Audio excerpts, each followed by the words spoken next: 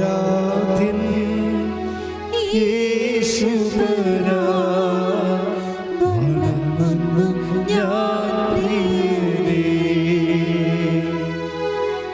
തേജസ്സേഴും നിൻ മുഖമിൻ ഹൃദയത്തിലാനന്ദമേ.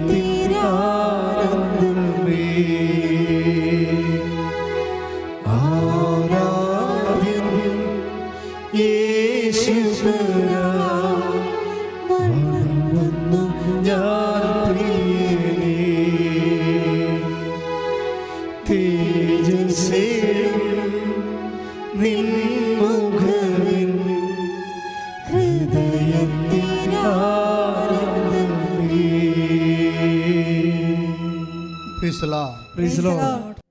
പരിശുദ്ധ പരമദിവ്യകാരുണ്യത്തിന് നേരവും ആരാധനയും സ്തുതിയും പുകഴ്ചയും ഉണ്ടായിരിക്കട്ടെ. പരിശുദ്ധ പരമദിവ്യകാരുണ്യത്തിന് നേരവും ആരാധനയും സ്തുതിയും പുകഴ്ചയും ഉണ്ടായിരിക്കട്ടെ. പരിശുദ്ധ പരമദിവ്യകാരുണ്യത്തിന് നേരവും ആരാധനയും സ്തുതിയും പുകഴ്ചയും ഉണ്ടായിരിക്കട്ടെ.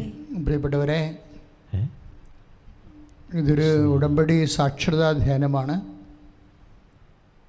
ഉടമ്പടി എടുത്തിട്ടുള്ള ആയിരക്കണക്കിന് മനുഷ്യർക്ക്, സഹോദരങ്ങൾക്ക്, അതുപോലെ ഉടമ്പടി എടുക്കണമെന്ന് ആഗ്രഹിച്ചുകൊണ്ട് ഈ ധ്യാനത്തിലേക്ക് ഓൺലൈനായി കൂടുന്ന സഹോദരങ്ങൾക്കും ഉടമ്പടിയിലൂടെ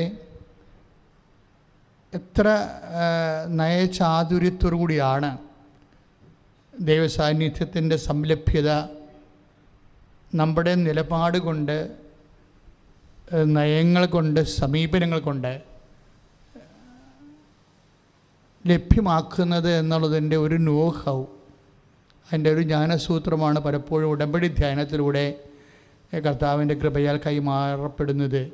അപ്പം അതുകൊണ്ട് ഒരു ആധ്യാത്മിക സാങ്കേതികമായിട്ടുള്ള ഒരു സ്പിരിച്വൽ തിയോളജി ആണ്, ആധ്യാത്മിക ശാസ്ത്രമാണ് ഉടമ്പടിയിലെ നമ്മൾ ധ്യാനത്തിന് വിഷയമാക്കുന്നത്.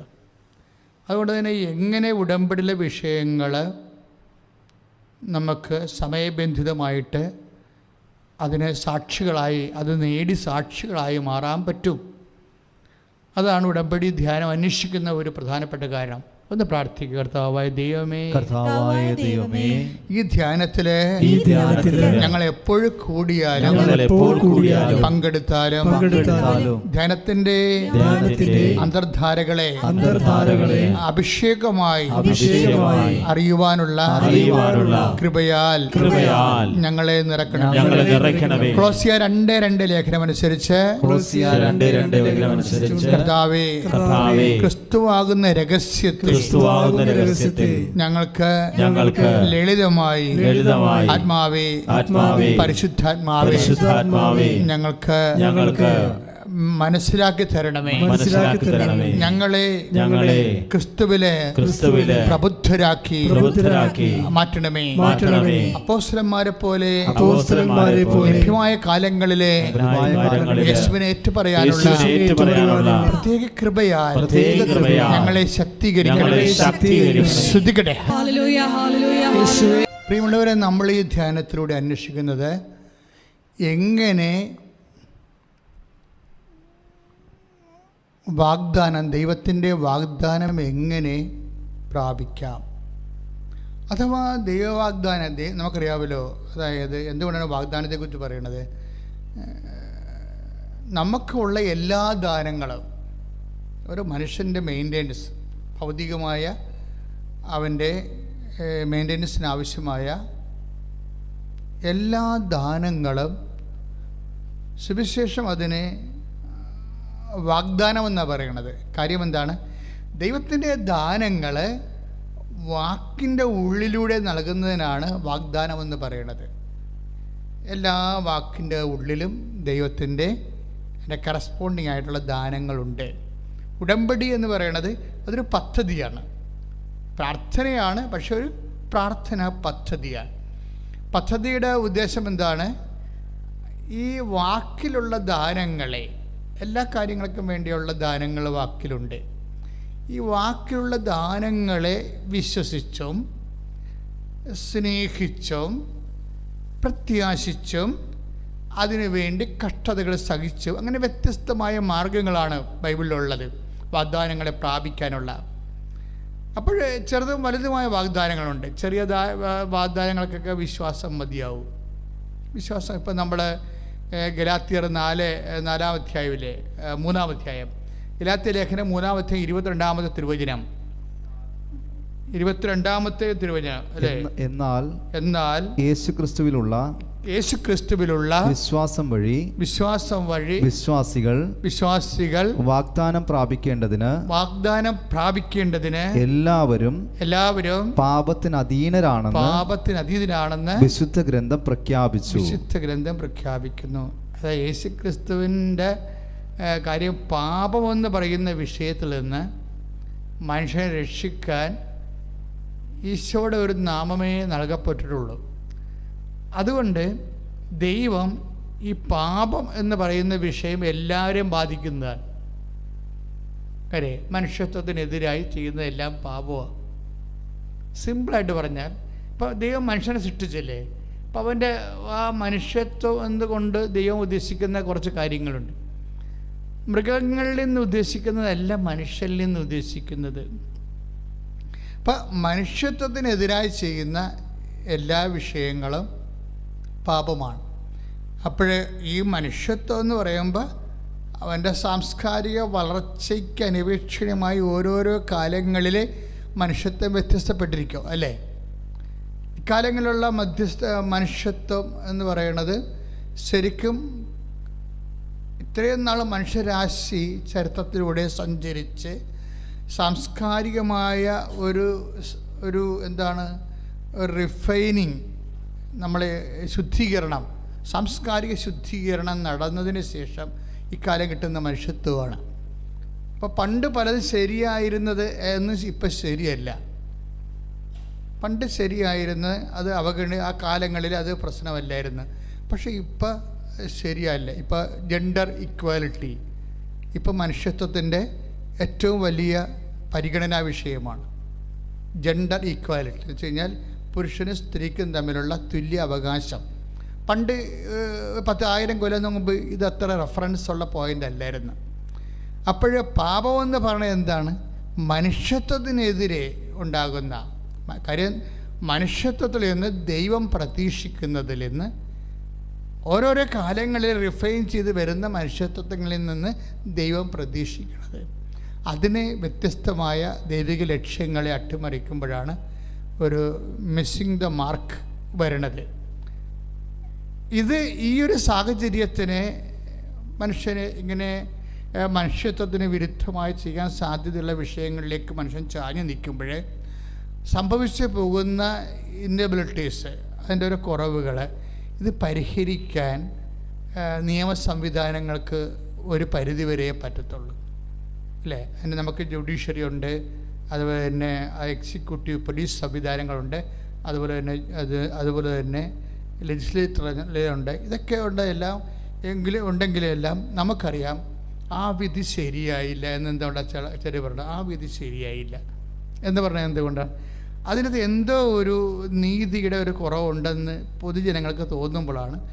അപ്പോൾ ഒരിക്കലും ഈ മനുഷ്യരാശിയെ സംതൃപ്തിപ്പെടുത്തിക്കൊണ്ട് എല്ലാ കോടതികൾക്കും എല്ലാ കാലത്തും വിധി പ്രഖ്യാപിക്കാൻ പറ്റുന്നില്ല. അതിനുള്ള പരാധീനതയും പരിമിതികളും അവിടെയും ഒരു മനുഷ്യനാണ് പ്രവർത്തിക്കുന്നത്, അതുണ്ടാവും. അപ്പം അതുകൊണ്ട് ഇതൊക്കെ പരിഹരിക്കാൻ പറ്റുന്ന എവിടെയാണ്?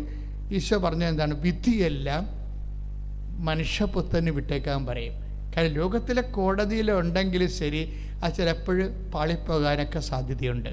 കാര്യങ്ങൾ മനസ്സിലാക്കാൻ വേണ്ടിയുള്ള എല്ലാ ഫാക്ട്സുകൾ കിട്ടാനുള്ള ഫാക്ട്സുകൾ ചിലപ്പോൾ ഒളിക്കപ്പെടും, ചിലപ്പോൾ കൊടുക്കാൻ പറ്റാതെ വരും. അങ്ങനെ പല പ്രശ്നങ്ങളും ഉണ്ടാകുന്നുണ്ട്. ഈ വിധികൾക്കെല്ലാം ചില സമയത്ത് ഒരു മുടന്തനൊക്കെ കാണാം. ചില പെർഫെക്റ്റ് വിധികളായിരിക്കും. പക്ഷേ എന്തായാലും ശരി, ഒരു പക്ക ആൻസർ അല്ല ഇതൊന്നും.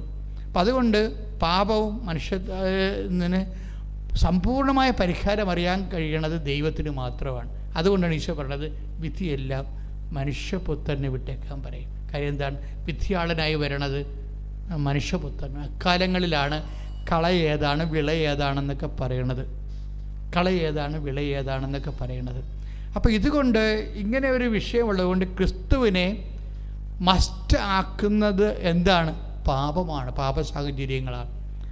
അഥവാ ക്രിസ്തുവിനെ മനുഷ്യത്വത്തിൻ്റെ ഒരു ഭാഗമായി മാറാനും ഒരു ഫ്രെയിം ഓഫ് റെഫറൻസ് നമുക്ക് ക്രിസ്തു, അതാണ് ഇന്ന് വരെ ഈശോ ചോദിച്ചൊരു ചോദ്യമുണ്ട്. അതായത് നിങ്ങൾ ആർക്ക് എന്നിൽ പാപം ആരോപിക്കാൻ കഴിയും? അത് എക്കാലത്തോടുമുള്ള ഒരു വെല്ലുവിളിയാണ്. കാര്യം അത്രയും തീർപ്പോടുകൂടി പറയാൻ ലോകത്തിലുള്ള ഒരു മതസ്ഥാപകനെയും പറ്റത്തില്ല.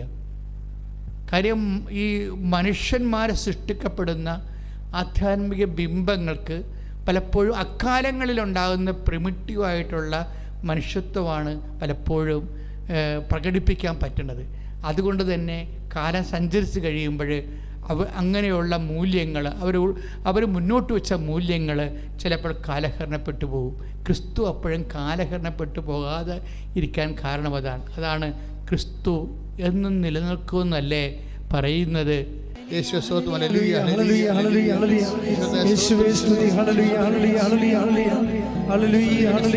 പരമദിവ്യകാരുണ്യത്തിന് ആരാധനയും സ്തുതിയും പുകഴ്ചയും ഉണ്ടായിരിക്കട്ടെ. യോഹന്നാന്റെ സുവിശേഷം 12:34. അപ്പോൾ ജനക്കൂട്ടം ഏറ്റുപറഞ്ഞ് അപ്പോൾ ജനക്കൂട്ടം അവനോട് ചോദിച്ചു ക്രിസ്തു എന്നേക്കും നിലനിൽക്കുന്നു എന്നാണല്ലോ നിയമത്തിൽ ഞങ്ങൾ കേട്ടിട്ടുള്ളത്. ദൈവവചനത്തിൻ്റെ ഒരു നിലപാട് ക്രിസ്തു എന്ന് പറയുന്ന ആ അഭിഷേക ദൈവിക യാഥാർത്ഥ്യം, ദൈവസത്വം കാലത്തിൻ്റെ ഒപ്പം ഇങ്ങനെ നിലനിൽക്കും. അപ്പോൾ ക്രിസ്തുവിലാണ് എല്ലാം സംസ്കരിക്കപ്പെടുന്നതും വിശുദ്ധീകരിക്കപ്പെടുന്നത്. അച്ഛൻ പറഞ്ഞു വരുന്ന കാര്യം, നമ്മളുടെ ഇന്നത്തെ പ്രധാനപ്പെട്ട ഒരു ധ്യാന വിഷയം ക്രിസ്തുവാണ്. കാര്യം എന്താണ്? ഉടമ്പടിയുടെ ലക്ഷ്യം, പരമമായ ലക്ഷ്യം എന്താണ്? ക്രിസ്തു രൂപപ്പെടുത്തി വരിക എന്നുള്ള, ക്രിസ്തു രൂപപ്പെട്ടു വരാൻ. സ്തുതിക്കട്ടെ ഹല്ലേലൂയ. പരിശുദ്ധ പരമദിവ്യകാരുണ്യത്തിന് ആരാധനയും സ്തുതിയും പുകഴ്ചയും ഉണ്ടായിരിക്കട്ടെ. എന്റെ കുഞ്ഞുമക്കളെ, ക്രിസ്തു നിങ്ങളിൽ രൂപപ്പെടുന്നത് വരെ വീണ്ടും ഞാൻ നിങ്ങൾക്ക് വേണ്ടി ഈറ്റുനോവ് അനുഭവിക്കുന്നു. അപ്പോൾ ക്രിസ്തു ഫോം ചെയ്യുക എന്നുള്ളത് ഒരു പ്രക്രിയയാണ്. ക്രിസ്ത്യാനി എപ്പോഴും, പ്രത്യേകിച്ച് ഉടമ്പടി ധ്യാനത്തിലിരിക്കുന്നവരെ, നിങ്ങൾ ഹയർ സെക്കൻഡറി കഴിഞ്ഞ ആൾക്കാരാണ് ആധ്യാത്മികതയിൽ. കാരണം ഇന്ന് നമുക്ക് ലഭ്യമായിട്ടുള്ള ഏറ്റവും വലിയ പ്രാർത്ഥനാ പദ്ധതിയാണ് ഉടമ്പടി. ഉടമ്പടിയിലൂടെ ലക്ഷ്യം വെക്കുന്ന ഒന്നാമത്തെ നിയോഗം എന്താണ്? ക്രിസ്തു തന്നെയാണ്. കാര്യം ക്രിസ്തുവിനെ നമ്മൾ നേടിക്കഴിഞ്ഞാൽ അവൻ എല്ലാം, കാര്യം നമ്മൾ ആദ്യം അച്ഛൻ കഴിഞ്ഞ ദിവസങ്ങളൊക്കെ പറഞ്ഞില്ലേ, ക്രിസ്തു എല്ലാമാണെന്ന്.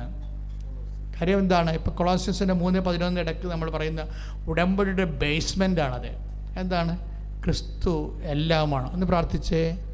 കർത്താവായ ദൈവമേ, എല്ലാം. കൊളോസ്യസ് 3:11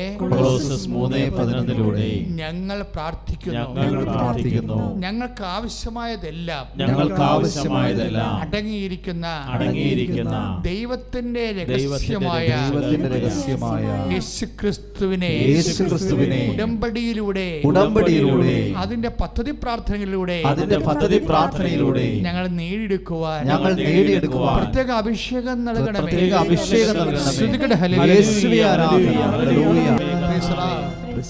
ഇപ്പൊ നമ്മൾ ഉടമ്പടിയിൽ ഒത്തിരിയേറെ വിഷയം വെച്ചിട്ടുണ്ടല്ലേ.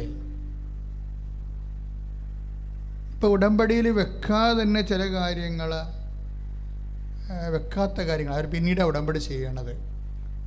ഇപ്പം കഴിഞ്ഞ ദിവസങ്ങളിൽ ഒരു സഹോദരി ഇവിടെ വന്നായിരുന്നു. എനിക്ക് ആ സാക്ഷ്യം ഭയങ്കരമായിട്ട് ഇഷ്ടപ്പെട്ടായിരുന്നു. എന്താ പ്രശ്നം വെച്ചാൽ അവിടെ വിഷയം, അവർ ജസ്റ്റ് കൃപാസനം വിസിറ്റ് ചെയ്യാൻ വേണ്ടി വന്നതാണ്. വിസിറ്റ് ചെയ്യാൻ, അതായത് പോകുന്ന വഴിക്ക് ഇതിലെ പോകുമ്പോൾ അവർ ഇതിലൂടെ ഒന്ന് കയറിയതാണ്. എന്നിട്ട് ആൾക്കാരൊക്കെ ഇവിടെ പ്രാർത്ഥിക്കുന്നത് കേട്ട് കയറിയതാണ്. കേട്ട് കയറി അമ്മയുടെ മുമ്പിൽ വരുമ്പോൾ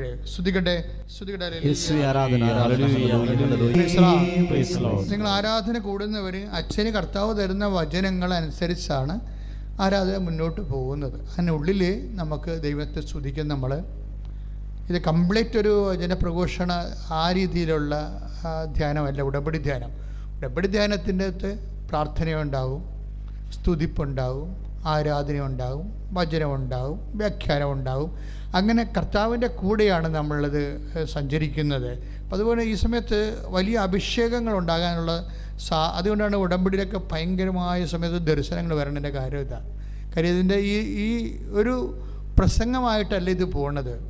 ഇത് മറിച്ചൊരു ദൈവാരാധന, ദൈവജനാരാധനയായിട്ട് ഈശോയുടെ സാന്നിധ്യത്തിൻ്റെ അമ്മയുടെ മധ്യസ്ഥത്തിൽ നമ്മൾ പോവുകയാണ്. അതുകൊണ്ട് നിങ്ങൾ വളരെ ശ്രദ്ധയുണ്ടാകണം.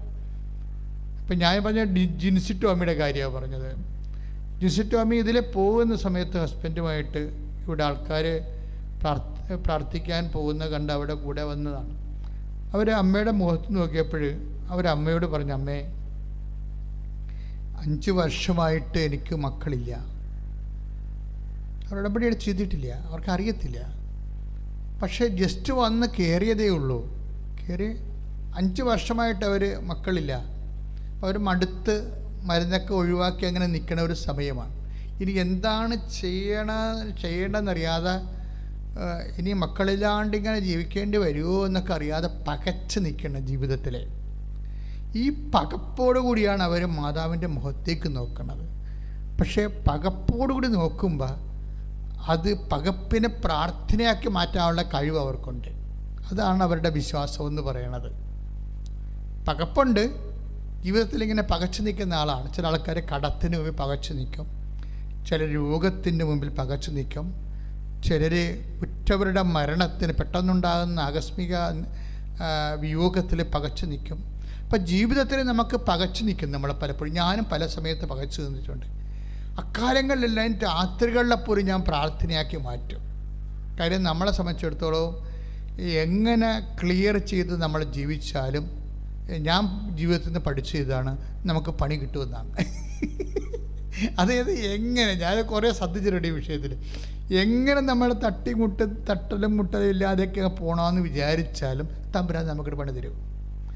അത് ദൈവത്തിൻ്റെതായിട്ട് തരുന്ന, അതായത് ദൈവത്തിൻ്റെ കാര്യം. ബുദ്ധിമോശം എന്ന് പറഞ്ഞാൽ അങ്ങനെ ബുദ്ധിമോശം വളരെ ചിന്തിച്ചും ആലോചിച്ചും അതിൻ്റെ റിസൾട്ടൊക്കെ നോക്കിയും അതിൻ്റെ പ്രോയും കോന്ത്രായും അതിൻ്റെ സൈഡ് എഫക്ട്സും പാർശ്വഫലങ്ങളൊക്കെ ഞാൻ ഹരിച്ചും കുണിച്ചുമൊക്കെയാണ് ഓരോ കാര്യങ്ങൾ പതുക്കെ ചെയ്യണത്. അങ്ങനെ ചെയ്താലും പണി കിട്ടും ചില സമയത്ത്. ആ പണി കിട്ടുമ്പോൾ നമ്മൾ ഓർക്കേണ്ട ഇതാണ്, ഇത് ദൈവത്തിൻ്റെ തിരുസന്നിധിയിലേക്ക് വരാൻ വേണ്ടിയുള്ള ഓരോ വിളിയാണ്. ദൈവവിളി പലതരത്തിലുണ്ട്. ദൈവം ഇങ്ങനെ ഓട്ടോറിക്ഷയിലും മൈക്കും കെട്ടി എല്ലാവരെയും ഒന്നും വിളിക്കത്തില്ല, ആരെയും വിളിക്കത്തില്ല. ദൈവം എങ്ങനെ വിളിക്കണത്? തൻ്റെ അടുത്തേക്ക് വരാൻ വേണ്ടിയുള്ള സാഹചര്യങ്ങൾ ക്രമീകരിക്കും. ചില പൊട്ടന്മാർ വരത്തില്ല, ചിലർ വരും, ചിലർ വന്നാൽ പോകത്തില്ല. ഇങ്ങനെയൊക്കെയാണ് ദൈവത്തിൻ്റെ ദിവസത്തിന് ആൾക്കാർ വ്യാപരിക്കണത്. ചിലർ എന്തെല്ലാം പ്രശ്നമുണ്ടെങ്കിലും വരത്തില്ല, വരാൻ തോന്നത്തില്ല. കാര്യം അവർക്ക് അങ്ങനെ ഒരു പ്രത്യാശയില്ല, അങ്ങനെ ഒരു വിശ്വാസമില്ല. ഇപ്പം ജെൻസി ടോമിയുടെ വിഷയം എന്താണ്? അവളുടെ വന്ന് മാതാവിൻ്റെ മുഖത്ത് നോക്കിയാൽ മാതാവിനോട് പറഞ്ഞു, അമ്മേ 5 കൊല്ലമായിട്ട് എനിക്ക് മക്കളില്ല, ഇനിയിപ്പോൾ എന്താ ചെയ്യേണ്ടതെന്ന് എനിക്കൊരു ഐഡിയയും ഇല്ല, അമ്മ എനിക്ക് കുഞ്ഞിനെ തരണം. That's okay. അവൾ ഉടമ്പടി എടുത്തിട്ടില്ല, അമ്മയുടെ മുഖത്തേക്ക് അതേ പറഞ്ഞുള്ളൂ. പക്ഷേ വിത്തിൻ അടുത്ത പീരീഡ്സ് കഴിയുമ്പോൾ അവൾ പ്രഗ്നൻ്റ് ആവും. അത് ലൈറ്റ്നിങ് ആയിട്ടാണ്. ദൈവത്തിൻ്റെ അനുഗ്രഹങ്ങൾ ചില സമയത്ത് നമുക്ക് ഞെട്ടിപ്പോവും. ഈ മിന്നൽ വരണ പോലെ അനുഗ്രഹങ്ങൾ വരും, അറിയത്തില്ല. അപ്പോൾ അത് മനസ്സിലായി കഴിഞ്ഞപ്പോൾ അവൾ അടുത്ത കുഞ്ഞിൻ്റെ കാര്യം വന്നപ്പോൾ അവൾ ഉടമ്പടി ചെയ്തു. അടുത്ത ആ ഒരു കുഞ്ഞിനെ പ്രസവിച്ച്, അമ്മ കൊടുത്ത കുഞ്ഞിനെ പ്രസവിച്ച് കഴിഞ്ഞിട്ട് അവൾ വീണ്ടും അപ്പോൾ പിന്നെ ഉടമ്പടി ചെയ്ത് വെച്ചും. കാര്യം ആദ്യം കിട്ടിയ കുഞ്ഞിനെ പെൺകുഞ്ഞായിരുന്നു. അപ്പോൾ അവൾക്കൊരു ആൺകുഞ്ഞിനെ വേണം. അതുകൊണ്ട് തിരിച്ചു വന്നിട്ട് അവൾ ഉടമ്പടി ചെയ്യും, ഡിസിറ്റോമിറ്റ്. അങ്ങനെ ശരിയാണ്. അപ്പോൾ ഉടമ്പടി ചെയ്തിട്ട് അവൾ ആദ്യം എഴുതും, എനിക്ക് ആൺകുഞ്ഞിനെ വേണമെന്ന് എഴുതും.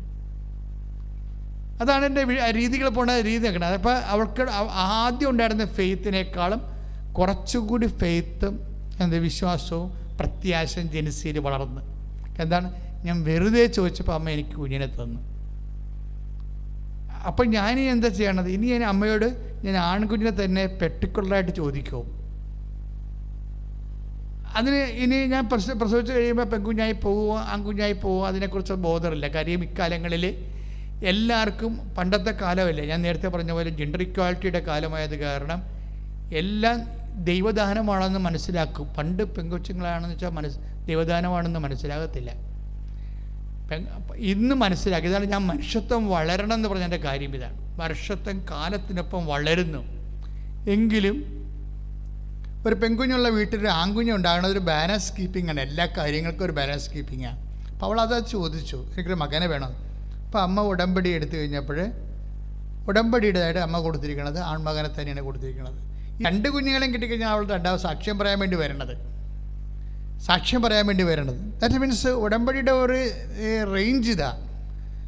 അപ്പം ഞങ്ങളിപ്പോൾ ഇങ്ങനെ ഇത് വിശദീകരിച്ച് എല്ലാ ദിവസവും തന്നെ 10ഉം 15ഉം ഒക്കെ സാക്ഷ്യങ്ങൾ വരും. അതിൽ ഒത്തിരി സാക്ഷ്യങ്ങൾ നമുക്കിതുപോലെ വ്യാഖ്യാനിക്കാൻ പറ്റുന്ന സാക്ഷ്യങ്ങളായിരിക്കും.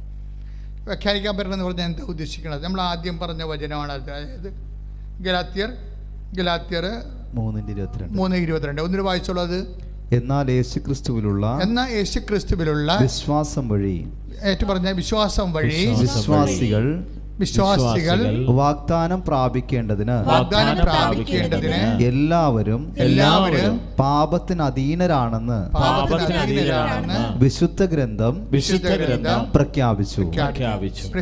അപ്പൊ ഇതിന് വരുന്നൊരു വിഷയം, വാഗ്ദാനം പ്രാപിക്കുന്നത്. അവിടെ എന്താ എഴുതിയിരിക്കുന്നത്? കൊളോസ്യസിന്റെ ഗലാത്യൻ്റെ 3:22 വിശ്വാസം വഴിയാണ് വാഗ്ദാനം പ്രാപിക്കുന്നത്.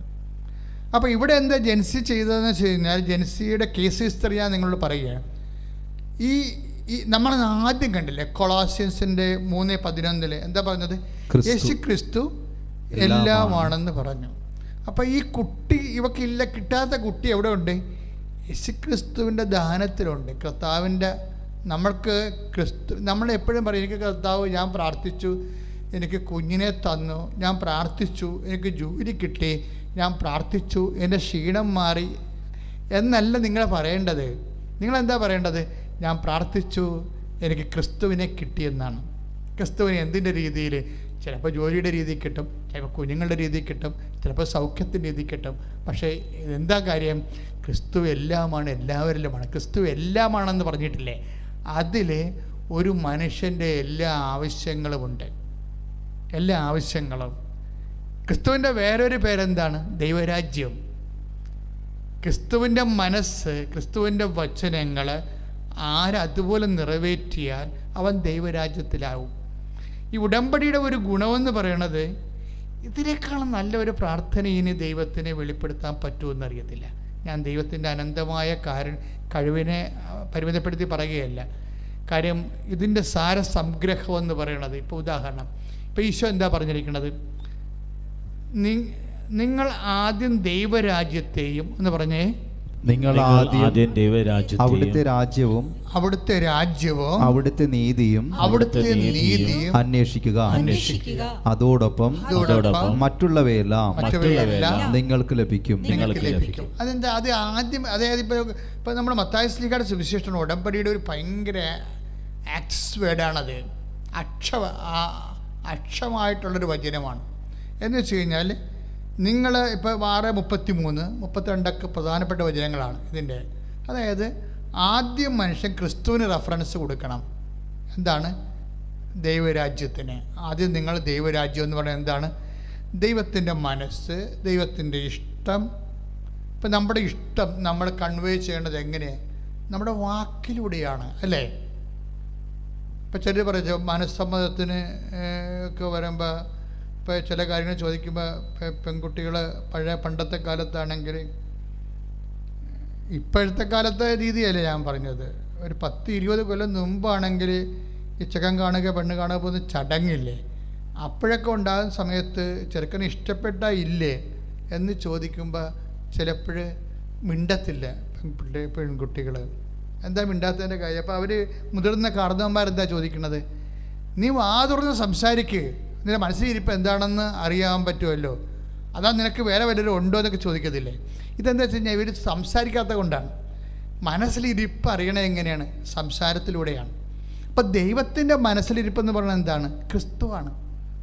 ദൈവത്തിൻ്റെ മനസ്സിലിരിപ്പ് നമ്മളറിയണത് എങ്ങനെയാണ്? ദൈവത്തിൻ്റെ സംസാരത്തിലൂടെയാണ്. ദൈവത്തിൻ്റെ സംസാരം നമുക്ക് എവിടെ നിന്ന് കിട്ടും? കർത്താവിൻ്റെ വചനത്തിൽ നിന്നാണ്. അപ്പോൾ ഈ വചനമെന്ന് പറയുന്നത് എക്സാക്റ്റായിട്ട് എന്താണ്? ദൈവത്തിൻ്റെ മനസ്സിലിരിപ്പാണ്. ഇത് ആരാണ് നടത്തണത്?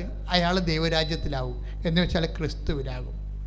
അപ്പോൾ വചനം എപ്പോഴും ഒന്ന് പ്രാർത്ഥിച്ചേ. കർത്താവായ ദൈവമേ, അങ്ങയുടെ വചനം നടപ്പിൽ വരുത്താനുള്ള വിവേചന ശക്തിയും അതിന്റെ കൊതിയും എന്റെ കഴിവും എനിക്ക് നൽകണമേ.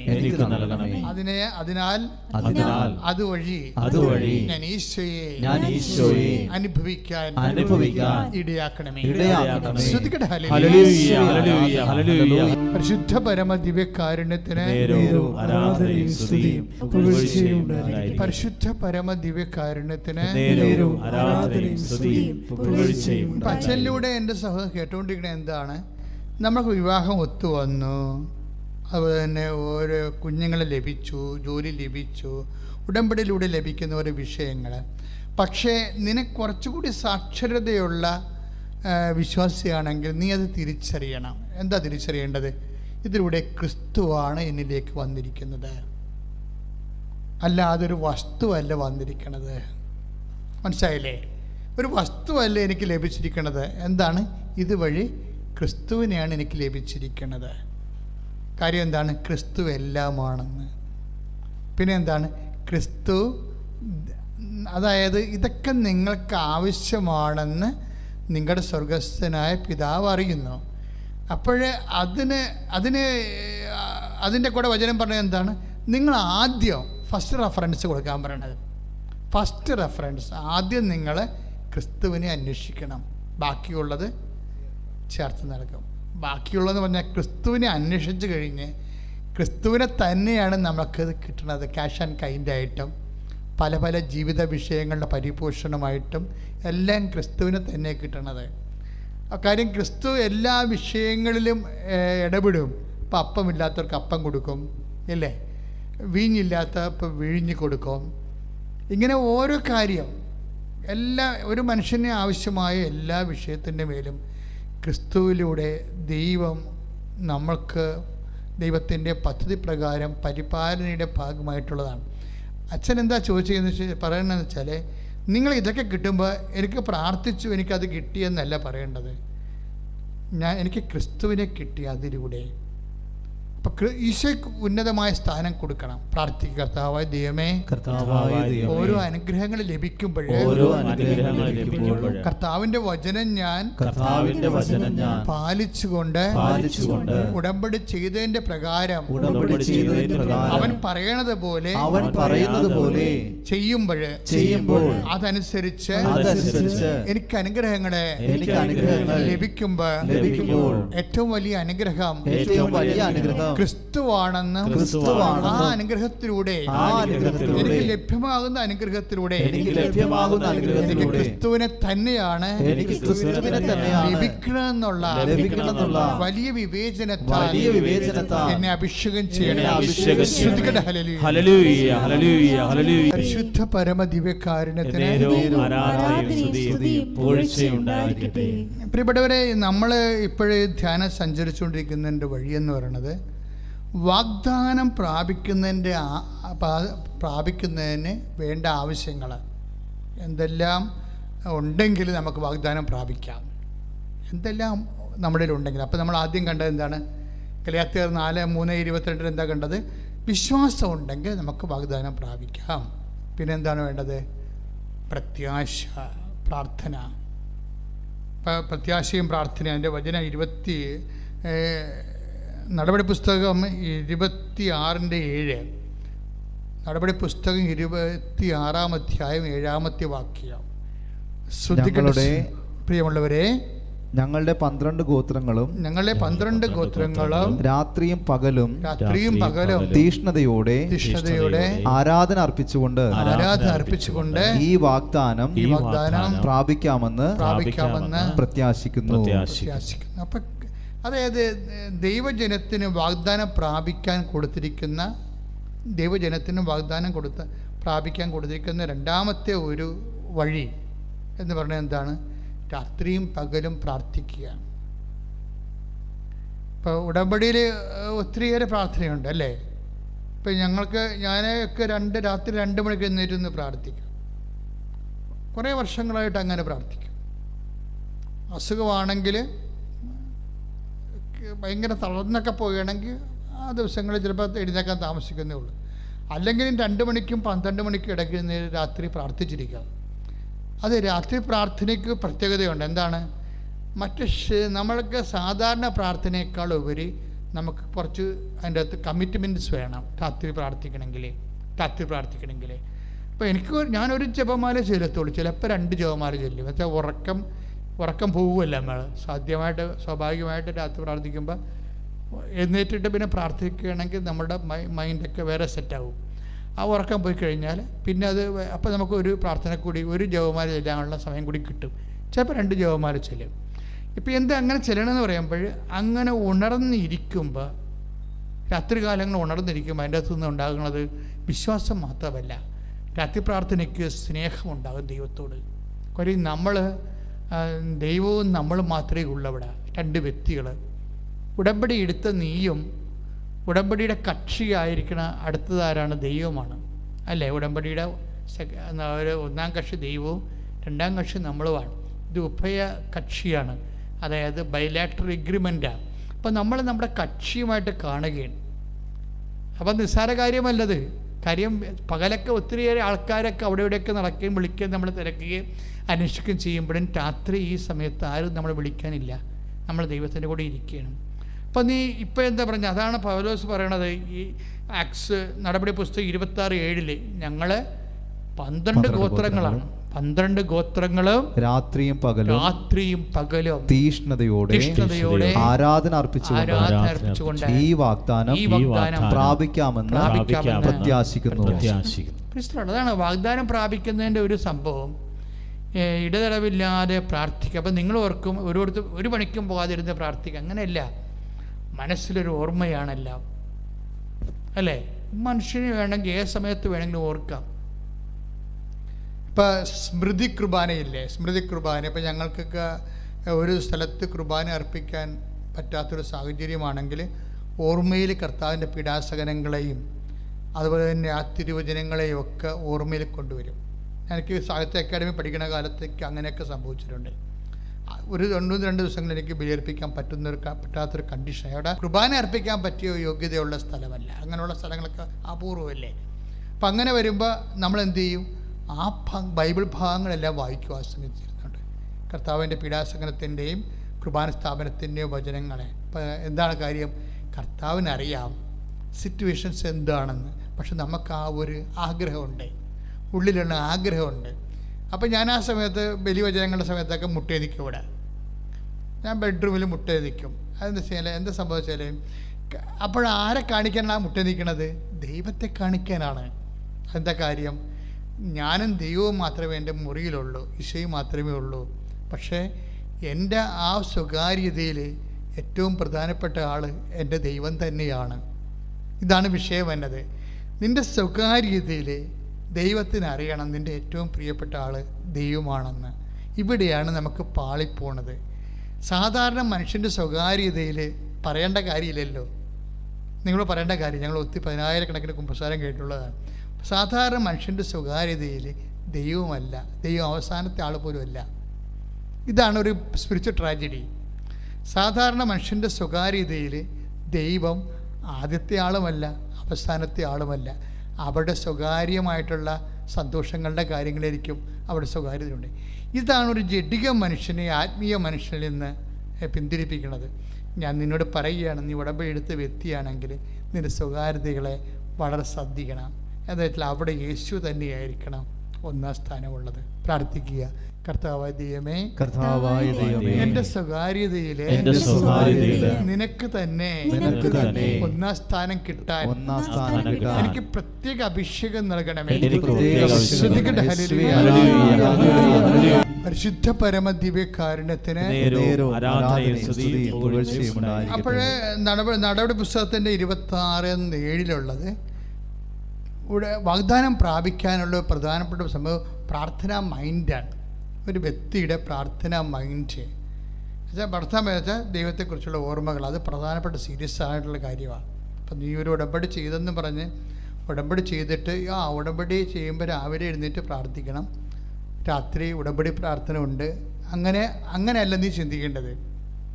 ഉടമ്പടി ചെയ്ത് ദൈവമായിട്ട് ഉടമ്പടി ചെയ്ത് കഴിഞ്ഞാൽ നിനക്ക് അവസരവും സ്വസ്ഥതയും സമാധാനവും അതിനുള്ള സൗകര്യമൊക്കെ കിട്ടുന്ന സമയത്തെല്ലാം ദൈവത്തെക്കുറിച്ച് ഓർക്കുകയും വചനത്തെ വല്ലാതെ സ്നേഹിക്കുകയും ചെയ്യണം. കാര്യം വചനമെന്ന് പറയുമ്പോൾ വചനത്തെ വളരെ ഭവ്യതയോടെ ദൈവസ്നേഹത്തോടെയൊക്കെ കൈകാര്യം ചെയ്യുന്ന ആൾക്കാർക്ക് വചനത്തിലൂടെ ദൈവം അവനോട് സംസാരിക്കും, എല്ലാ വിഷയവും സംസാരിക്കും. ഇപ്പോൾ നിന്നെ ഒരാൾ അടിച്ചെന്ന് വിചാരിച്ചോ, എന്തെങ്കിലും വിഷയം ഉണ്ടായി, അടി കിട്ടണമെങ്കിൽ അധികം സമയം വേണ്ടല്ലോ. അപ്പോൾ നിനക്ക് ഉടനെ നിനക്ക് തോന്നണം കേസ് കൊടുത്തേക്കാം. അപ്പോഴേ നിൻ്റെ മനസ്സിൽ പറയും കേസ് കൊടുക്കണോ, കർത്താവിന് എന്താ ഈ കാര്യത്തിൽ ഉദ്ദേശിക്കണത് എന്ന് ചോദിക്കണ്ടേ, അറിയണ്ടേ. അപ്പോഴേ അതായത് നമ്മൾ ആധ്യാത്മിക മനുഷ്യർ, കർത്താവുമായിട്ട് ബന്ധമുള്ളവർ ഓരോ വിഷയത്തിനും ദൈവത്തെ അടിസ്ഥാനപ്പെടുത്തിയാണ് നമ്മൾ എപ്പോഴും ചിന്തിച്ചു പോകേണ്ടത്. ദൈവത്തെ അടിസ്ഥാനപ്പെടുത്തി അങ്ങനെ ദൈവത്തിനെ അടിസ്ഥാനപ്പെടുത്തി ചിന്തിക്കാൻ തുടങ്ങി ദൈവം പറയണ അനുസരിച്ച് ചെയ്യത്തുള്ള എങ്കിൽ നീ കുറച്ച് കഴിയുമ്പോൾ ദൈവം തൻ്റെ വചനത്തിലൂടെ നിനക്ക് ക്ലൂ തരും, നീ എന്താ മൂവ് ചെയ്യേണ്ടത്. പിന്നെ സ്വപ്നത്തിലൊക്കെ സംസാരിക്കും. കഴിഞ്ഞ ദിവസങ്ങളിൽ ഒരു സാക്ഷ്യം ഉണ്ടായിരുന്നു, നല്ല ഒരു സാക്ഷ്യമാണ്. അതായത് ആ ചേച്ചി ഉടമ്പടി ചെയ്തപ്പോഴേ അമ്മ തന്നെ പറഞ്ഞു, അതായത് അവരുടെ പേര് ബെൻസി അങ്കമാലി. അതായത് ബെൻസി അങ്കമാലി USA അവർക്ക് വിസ ജോലിക്ക് പോകുന്നൊരു വിഷയമാണ്. കാരണം കുറേ പ്രശ്നങ്ങൾ അവർക്ക് വന്ന് അപ്പോൾ അവരൊന്ന് ഉടമ്പടി ചെയ്തപ്പോഴേ അമ്മ സ്വപ്നത്തിൽ അവരോട് പറഞ്ഞ് 87 വർക്ക് അറേഞ്ച്മെൻ്റ് എന്ന് പറഞ്ഞു. നമ്മൾ ഞെട്ടിപ്പോവും വിഷയങ്ങൾ കേട്ട് കഴിഞ്ഞാൽ. 87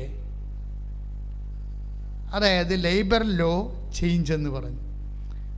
അത് ഇവർക്കറിയത്തില്ല. ഇവള് വിചാരിച്ച് അപ്പോൾ അമ്മയാണ് സ്വപ്നത്തിൽ വന്നതെന്ന് മനസ്സിലായി. പക്ഷെ അമ്മയുടെ രീതി എന്ന് പറഞ്ഞാൽ ആ പെർട്ടിക്കുലർ സബ്ജക്റ്റ് ഡീൽ ചെയ്യും. നമ്മളിതിപ്പോൾ ഉടമ്പടിയിൽ വന്നൊക്കെ മനസ്സിലായതൊരു കാര്യം, ഉടമ്പടി സാക്ഷ്യങ്ങൾ കേൾക്കുമ്പോൾ നമുക്ക് മനസ്സിലാകണത്. കാര്യം എനിക്ക് നല്ലവണ്ണം അത് മനസ്സിലാകും. കാര്യം ഉടമ്പടി അമ്മ തരണ മുമ്പ് ഞാൻ ശുശ്രൂഷ ചെയ്തുകൊണ്ടിരുന്ന ആളാണ്. കാര്യം 1989 ശുശ്രൂഷ തുടങ്ങിയത്. 2004 അമ്മ പ്രത്യക്ഷപ്പെട്ടത്. 2015 നമുക്ക് ഉടമ്പടി കിട്ടിയത്. അത്രയും കാലത്തെ ശുശ്രൂഷയിൽ ഉണ്ടാകുന്ന അനുഭവങ്ങളൊക്കെ എനിക്കറിയാം. പണ്ടെനിക്ക് സാക്ഷ്യപേടകം എന്ന് പറഞ്ഞൊരു പുസ്തകം ഉണ്ടായിരുന്നു കൃപാസനത്തിന്, സാക്ഷ്യപേടകം.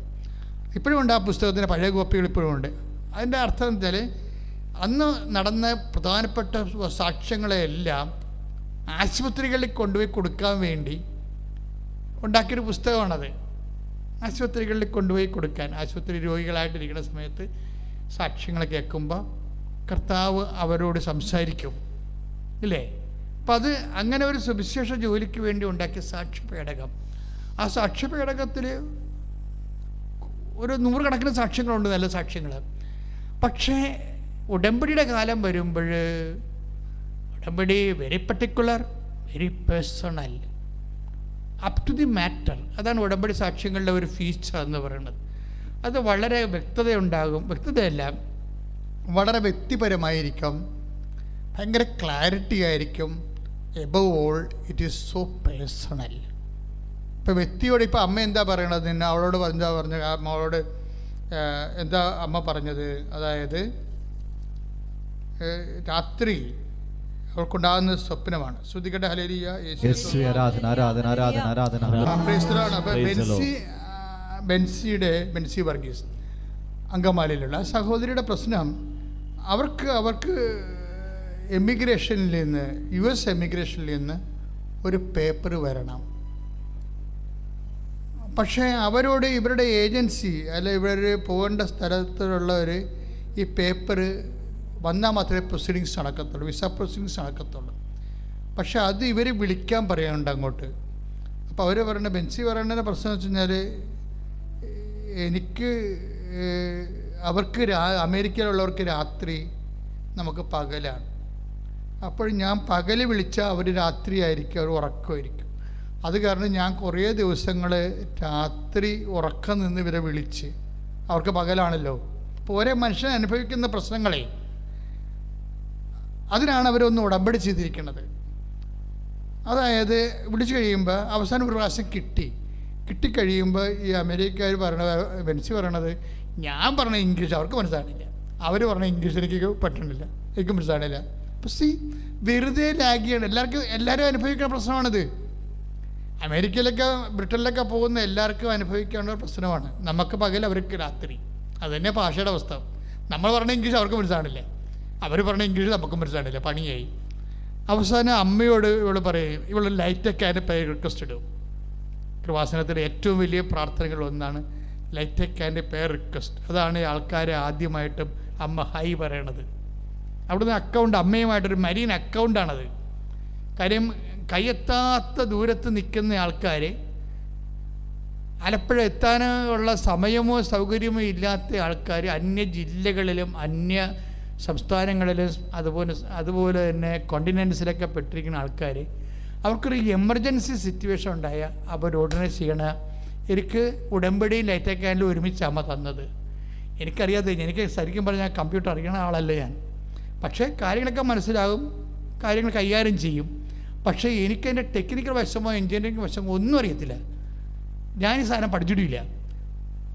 പക്ഷേ എനിക്ക് പഠിക്കണതിന് തന്നെ വളരെ ഇവിടെ ഉള്ള പ്രവർത്തകർ തന്നെ വളരെ എഡ്യൂക്കേറ്റഡാണ് ഇതിൻ്റെ അകത്ത് ഉള്ളവർ. അപ്പോൾ പിന്നെ ഞാൻ പിന്നെ അതിനുവേണ്ടി പഠിക്കേണ്ട ആവശ്യമില്ല, എനിക്കില്ല, ഇതുവരെ വന്നിട്ടുമില്ല. എല്ലാ വർക്കും ഓഫീസും ചെയ്തു തരുന്നുണ്ട്. അപ്പോൾ ഞാൻ പിന്നെ അതിന് ഇൻട്രസ്റ്റ് എടുത്തിട്ടില്ല. പക്ഷേ എന്താ പ്രശ്നം, എങ്കിലും ഞാനെനിക്ക് ഈ കമ്പ്യൂട്ടർ സെർച്ച് ചെയ്തുന്ന സമയത്ത് എനിക്ക് ലിങ്ക് കിട്ടിയിട്ട് എനിക്ക് മനസ്സിലായി ഇതെന്തോ പ്രാർത്ഥനയുടെ ലിങ്കാണ്. ഞാൻ ലിങ്ക് എടുത്തിട്ട് കമ്പ്യൂട്ടർ എഞ്ചിനീയർ എടുത്ത് പറഞ്ഞു, ഇത് എനിക്ക് ആൾക്കാരെ പ്രാർത്ഥിക്കുമ്പോൾ തിരികെ എത്തണം മാതാവിൻ്റെ മുമ്പിൽ. ആൾക്കാരെ പ്രാർത്ഥിക്കുമ്പോൾ അവരുടെ പേരിലൊരു തിരികെ എത്തണം ഇവിടെ, ആ പേരെഴുതി കാണിക്കണം. അതായത് ഞാൻ ഈ ഡിക്സൺ എന്ന് പറഞ്ഞ എൻ്റെ സഹോദരന്, അങ്ങനെയാണ് കമ്പ്യൂട്ടർ കാര്യം ചെയ്യേണ്ടത്, എഞ്ചിനീയറിംഗ് കാര്യം ചെയ്യണം. അദ്ദേഹത്തെ സമർപ്പ് ഞാൻ ജോമാല ചെയ്യും. കാരണം മാതാവ് ഞാൻ ഉദ്ദേശിച്ച കാര്യം അയാൾക്ക് ഇത് പറഞ്ഞു കൊടുക്കണമെന്ന്, ഞാൻ ഉദ്ദേശിച്ച കാര്യം അയാൾക്ക് പറഞ്ഞു കൊടുക്കണമെന്ന്. കാര്യം അപ്പം അങ്ങനെ അഭിഷേകം കിട്ടുമല്ലോ അതിൻ്റെ അകത്ത്. അപ്പം അങ്ങനെ പറഞ്ഞു. ഒരു ദിവസം കഴിഞ്ഞപ്പോൾ എന്നെ വിളിച്ച് പറഞ്ഞു, അച്ചായി നമുക്ക് ചെയ്യാമെന്ന് പറഞ്ഞു. അപ്പോൾ ഞാൻ എന്നിട്ട് ഈ ലൈറ്റ് ക്യാൻഡിൽ അടിക്കുമ്പോൾ അവരുടെ കാര്യങ്ങൾ പറയുമ്പോൾ അവരുടെ പേരും തിരിയുമായിട്ട് മാതാവിന് മുമ്പിൽ 10 മിനിറ്റ് കയറാം, 10 ദിവസം കത്തി നിൽക്കും.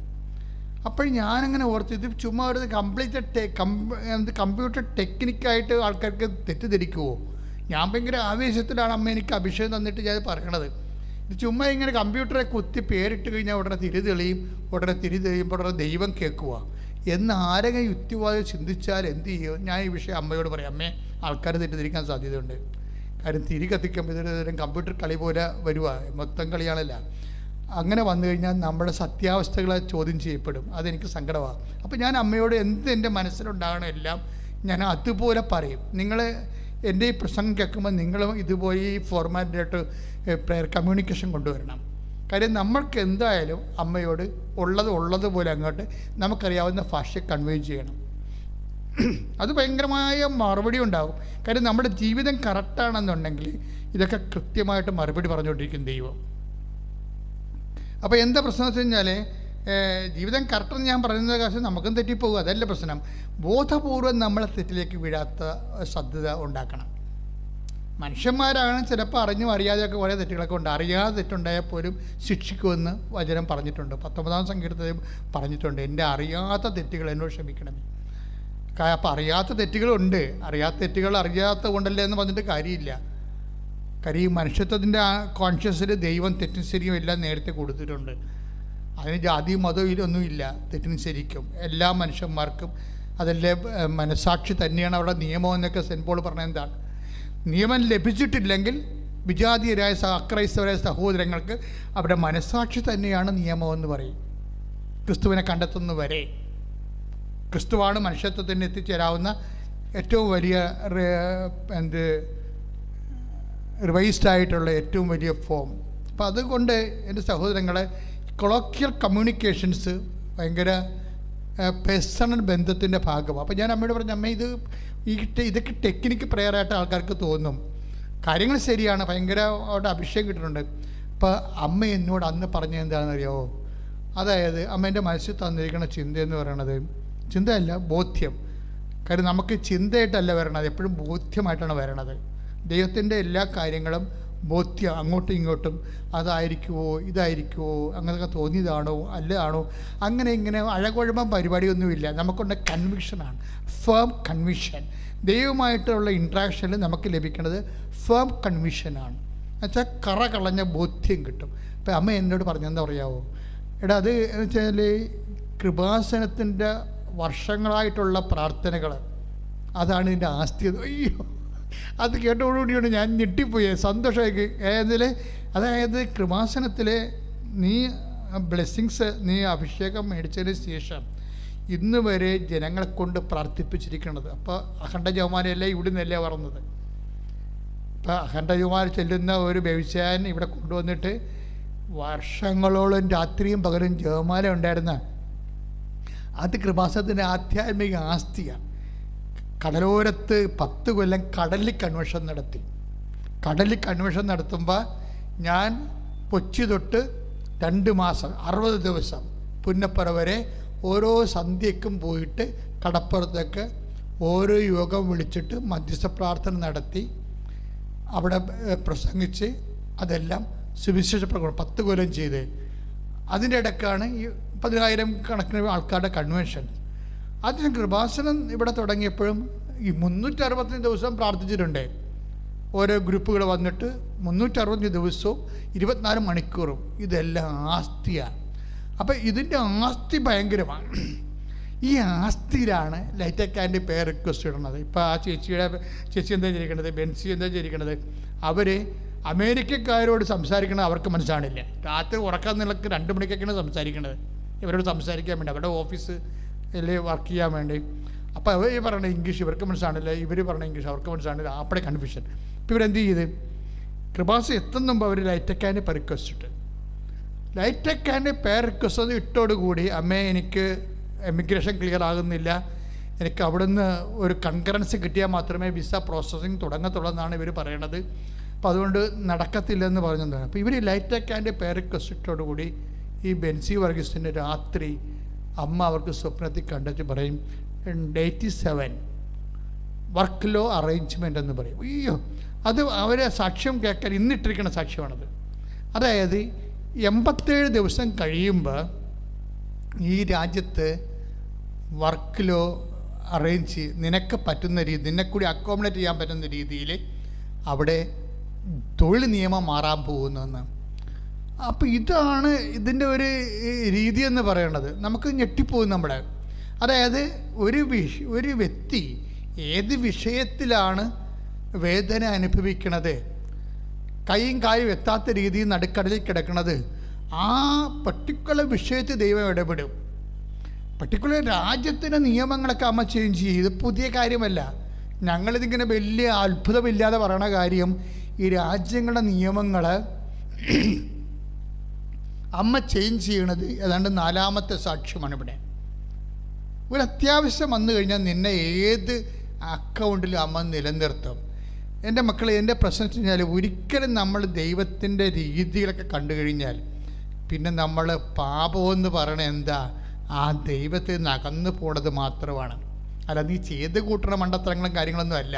പാപമെന്ന് പറയണത് എന്താ, നിന്നെ പരിപാലിക്കണ ദൈവത്തിൽ നിന്ന് മറന്നു പോണത്, ഓർക്കാതിരിക്കണതാണ് പാപം.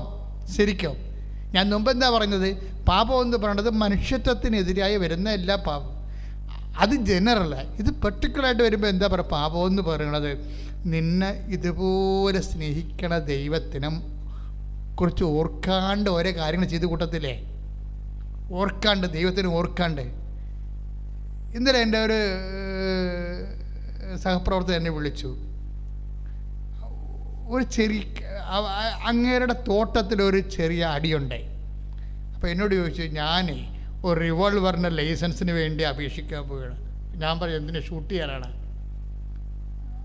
അപ്പോൾ കർത്താവിനോട് പറഞ്ഞ് അവനോട് പറയണം, ആത്മാവിൽ തുടങ്ങിയിട്ട് ശരീരത്തിൽ അവസാനിപ്പിക്കരുതെന്ന്.